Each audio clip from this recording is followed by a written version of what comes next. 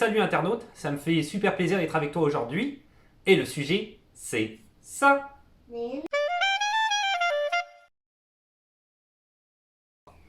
Alors aujourd'hui, une vidéo sur la prolongation ou la modification de ton statut selon, tout dépendant. Évidemment, ça s'adresse particulièrement aux gens qui sont au Canada, s'ils sont des travailleurs temporaires ou s'ils sont des étudiants. Comment ça se passe en ce moment avec le coronavirus, le confinement et, les fermetures de frontières ici au Canada. On va voir tout ça en détail. Avant de commencer la vidéo, je voudrais encore rappeler certaines choses que j'ai déjà dit au travers d'autres vidéos parce que je reçois beaucoup de messages en ce sens-là. En ce qui concerne les services d'immigration au Canada, il faut que tu saches plusieurs choses. D'abord, le Canada a ses frontières fermées.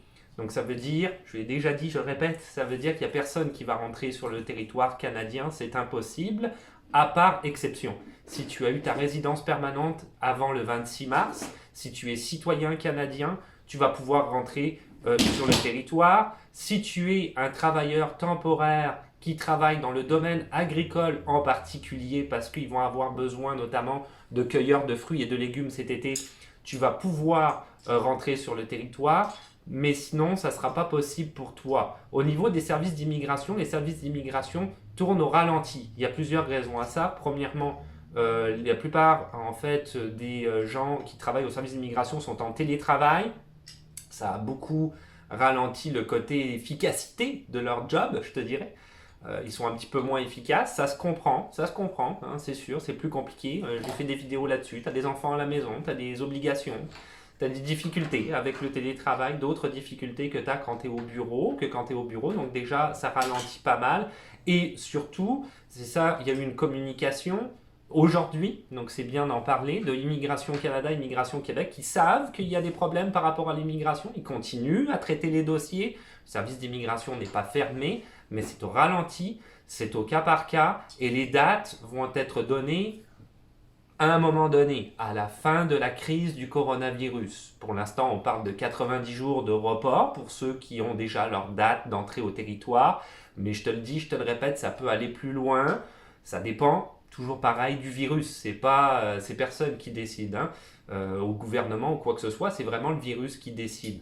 À partir de là, quand est-ce qu'ils vont réouvrir les frontières? On ne le sait pas. Ils vont sûrement continuer la distanciation sociale, si on n'a pas trouvé de vaccin, si on n'a pas trouvé une manière d'enrayer le virus. C'est certain que je ne sais pas si les frontières vont être réouvertes nécessairement.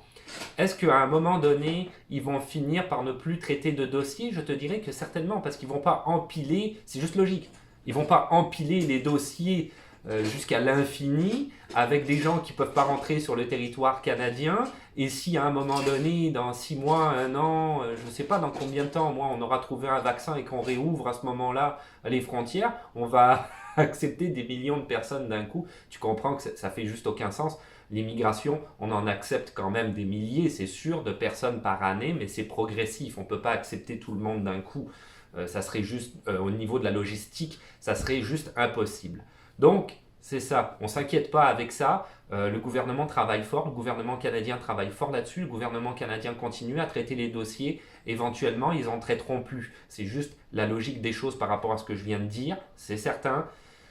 Ça met tout le monde un petit peu dans le désagrément, je comprends ça. Ceux qui avaient le projet de venir immigrer ici au Canada et qui se retrouvent avec une date poussée, qui sont obligés de manger dans les économies qu'ils avaient mis de côté pour venir au Canada, c'est peut-être pas évident pour tous ces gens-là. C'est évident pour personne, je te dirais. Il y a beaucoup de gens qui ont plus d'emploi aussi à travers le monde, donc on voit que la conjoncture économique est un petit peu spéciale par rapport au coronavirus. On reste solidaire, on continue à rester dans le confinement, à aider avec les consignes sanitaires à mettre en place. Puis on va voir ce que ça donne. C'est pas la faute du gouvernement, c'est la faute à personne, c'est la faute au coronavirus, définitivement. Donc on va voir ça. Là, je vais regarder tout de suite parce que j'ai eu des nouvelles, donc je vais te les donner pour ceux qui habitent ici au Canada au niveau du statut d'étudiant et de travailleur temporaire. Comment ça se passe pour toi? On va voir ça en détail maintenant. Alors, sous la vidéo, dans la description, tu vas trouver un lien qui s'appelle cliquez justice, j'allais dire en anglais, cliquezjustice.ca. Donc ça, c'est un lien gouvernemental du gouvernement du Canada, c'est sûr. Et dans ce lien-là, tu vas avoir des sous-liens qui vont t'amener directement par rapport aux questions que tu te poses, aux informations données. On va commencer avec les étudiants.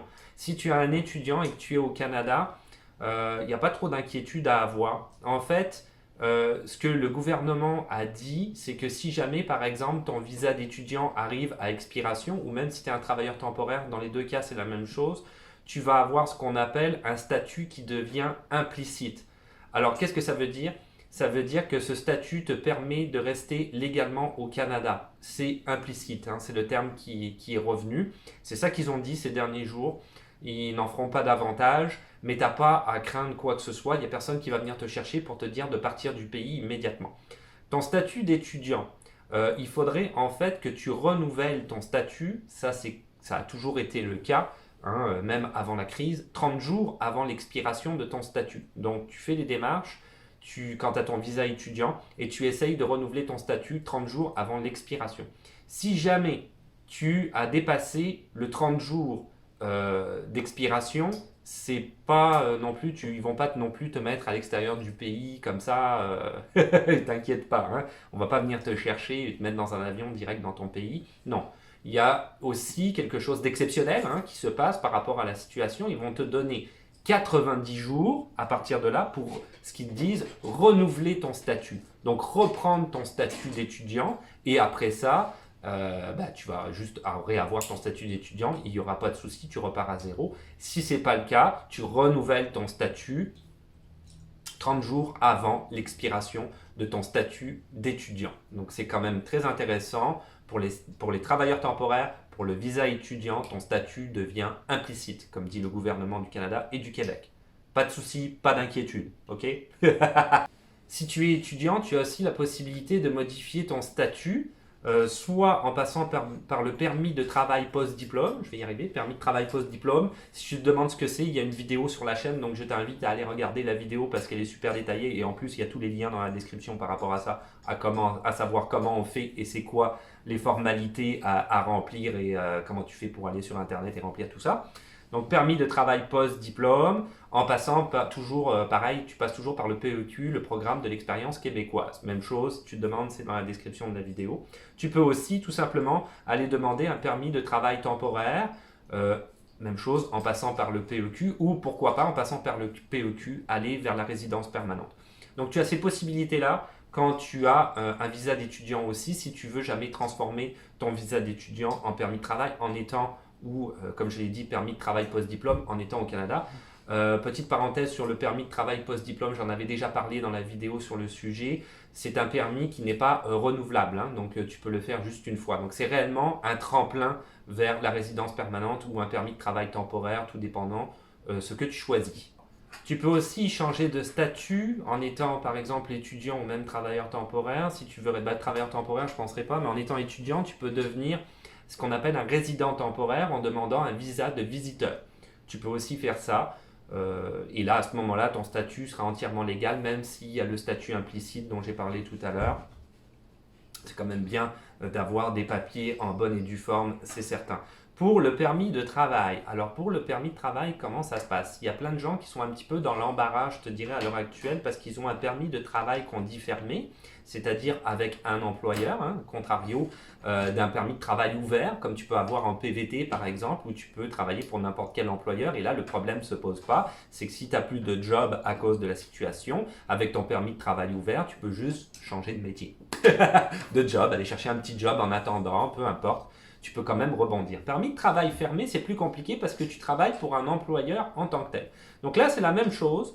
Tu vas pouvoir faire les démarches 30 jours avant l'expiration de ton permis de travail pour le changer, le modifier. Soit le modifier en permis de travail ouvert ou tout simplement, ce qui peut être compliqué, je te dirais, ça dépend parce que là, ça change entièrement ton statut, ou en permis de travail fermé mais pour un autre employeur. Ceci étant dit, tu ne pourras pas commencer ton job tant que ton permis de travail ne sera pas valide. Okay?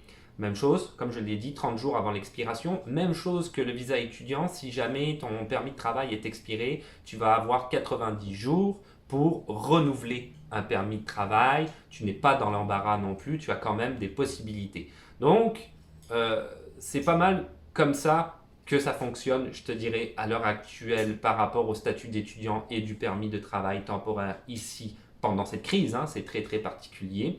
Pour le permis de travail temporaire qui est hors Canada, comme il en parle, ici dans le service d'immigration. Je l'ai dit en début de vidéo, ça va être au cas par cas. Donc notamment en ce moment, ils vont préconiser tous les travailleurs agricoles pour les cueilleurs de fruits et de légumes pour cet été, hein, ici au Canada. Pour les autres, il va falloir que tu te renseignes. Très honnêtement, il y a très peu de chance. Il y a très peu de chance. Encore une fois, les frontières au Canada sont fermées, donc il y a très peu de possibilités que ça fonctionne. C'est honnête. Et voilà, c'est tout pour aujourd'hui. Donc c'est certain que pour revenir par rapport aux services d'immigration, les services d'immigration vont toujours préconiser et vont mettre en avance en priorité les gens qui sont au Canada, leur dossier, comme exactement tout ce que je viens de dire dans la vidéo, visa étudiant, travailleurs temporaires qui sont ici au Canada, pour ne pas les mettre dans l'embarras, c'est eux qui vont passer avant tout le monde. C'est normal, hein? C'est des gens au Canada qui sont dans des situations précaires par rapport à leur statut. Par exemple, le travailleur temporaire avec permis de travail fermé, comme je l'ai dit, il veut absolument changer d'employeur, il est dans l'embarras financièrement, on ne veut pas le laisser dans l'embarras, même si c'est un job qui va changer en télétravail, c'est pas grave, là. C'est juste la question de l'embarras financier, tu l'auras compris. Donc tous les autres dossiers vont passer après. Avec la transformation du service d'immigration en télétravail, ça a beaucoup ralenti. Donc c'est certain que toi, ton dossier, il va sûrement être reporté. Si tu penses que tu étais déjà, parce que j'ai beaucoup de questions qui vont en ce sens, tu étais déjà ton dossier était déjà traité et à ce moment-là, et tu n'as pas de réponse, alors que tu pensais à avoir une réponse t'avais dit dans les 10-15 jours qui suivent, et finalement tu vois que ça fait 20-30 jours que tu n'as pas de réponse, tu t'inquiètes pas, tu vas en avoir une de réponse. C'est juste beaucoup plus long. C'est beaucoup plus long, c'est comme ça, on n'y peut rien. Je te le répète, je le redis, coronavirus, c'est lui vraiment qui est le problème majeur à l'heure actuelle à tous les niveaux, hein. Mais tu le vois, c'est mondial de toute façon, c'est pas que au Canada et c'est pas que par rapport au service d'immigration. T'oublie pas le site internet que je t'ai mis dans la description, c'est super important. C'est toutes les informations que je les ai eues de ce site-là. Ça vient du gouvernement du Canada, c'est sûr. Là-dedans, il y a des sous-liens qui t'envoient directement sur le site du gouvernement du Canada pour renouveler ton visa étudiant, pour renouveler ton permis de travailleur temporaire ou permis de travail post-diplôme, peu importe. Tout ça, c'est sur ce site-là que je mets dans la description. N'hésite pas, t'y vas. Et plus vite tu le fais, mieux c'est, surtout si tu es en précarité par rapport à ton statut. Voilà, alors pour le reste après, c'est comme d'habitude, si tu veux laisser des questions, des suggestions ou des commentaires dans les commentaires, un petit pouce bleu parce que ça fait toujours plaisir. Le compte Instagram qui existe toujours, pareil, je suis toujours actif, j'essaye au maximum de donner le plus d'informations pertinentes par rapport à la situation. Et puis qu'est-ce qu'on se dit? J'ai beaucoup parlé, il me semble. À la prochaine. À la prochaine. Non, à la revoyure. Ciao. Bye. Non. Non. Youhou.